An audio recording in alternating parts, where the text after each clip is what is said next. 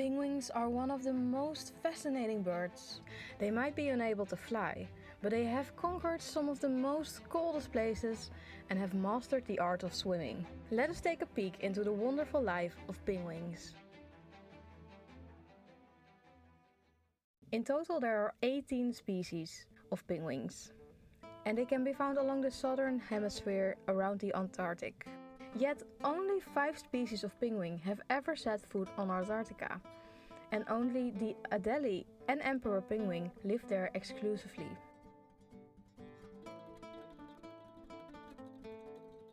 Most penguins gather once a year to mate.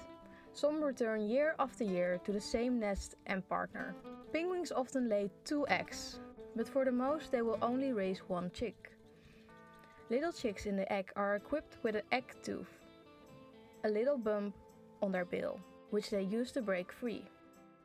After a little while, both parents will go fishing, and the chicks form creches and huddle together.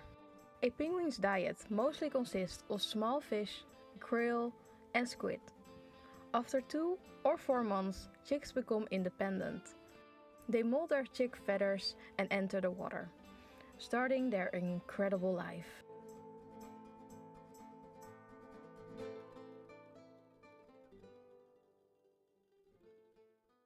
So now we have a general understanding of penguins. Let's talk about a few and what makes them special.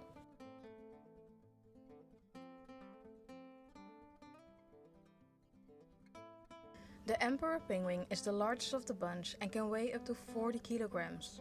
They have a small bill and small feet.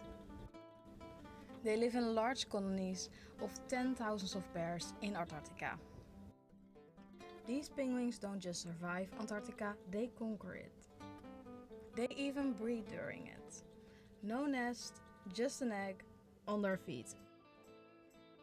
To get them through these extreme conditions, they have scale-like feathers that only get ruffled by the strongest of winds. They also cuddle together to keep each other warm. The emperor penguin is a true champion among the penguins. Not only is it the largest, but it is also the fastest. It can dive up to 580 meters and for 32 minutes. That's the longest recorded avian dive.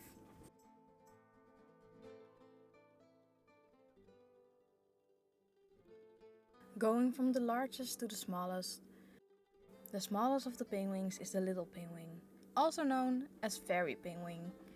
This little penguin gets to be 10 inches tall and can be found in New Zealand. Even though they are small, they eat about 20% of their body weight every day. To feed their hunger, they hunt fish during daylight. After that, they return to their burrows to molt, roost, tend to eggs or chicks.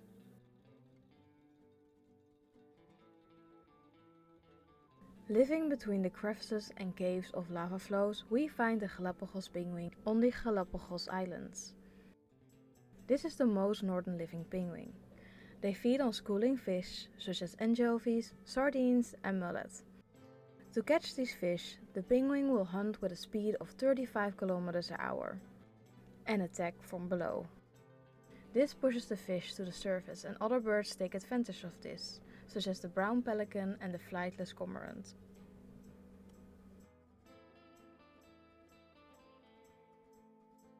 Diving up to hundreds of meters, the Rockhopper hunts for small fish, small crustaceans and squid. After breeding in summer or fall, the colonies leave their breeding grounds and spend the next 3 months at sea. They hunt in small groups and will switch their hunting strategy to take advantage of change of prey. These penguins spend so much time at sea, they sometimes grow barnacles on their feathers. They return year after year to the same breeding grounds. Like other penguins, they mate for life and build their nest on the ground. The Rockhopper is about the same size as the Galapagos penguin and can be found along small, isolated islands in the South Atlantic and Indian Ocean. They get their name for their ability to use their feet amazingly to climb and navigate their rocky breeding islands.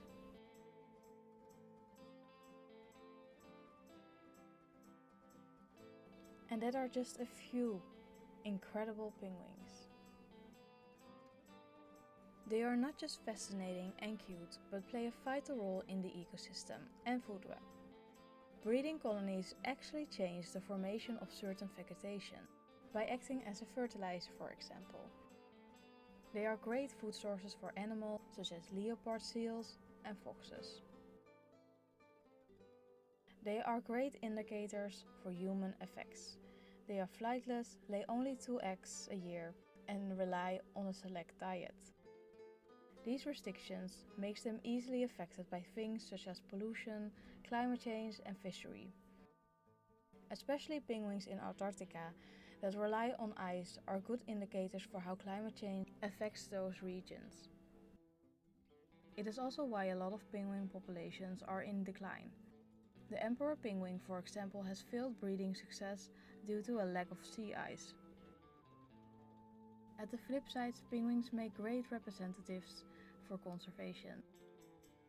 Some examples of people taking action are volunteers that hold beach cleanups before penguins return to their breeding ground, or ecotourism and education that helps people connect with the incredible lives of penguins and their home.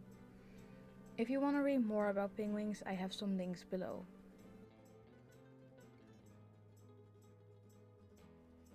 If you like this video, please subscribe, and I will see you next time. Cheers!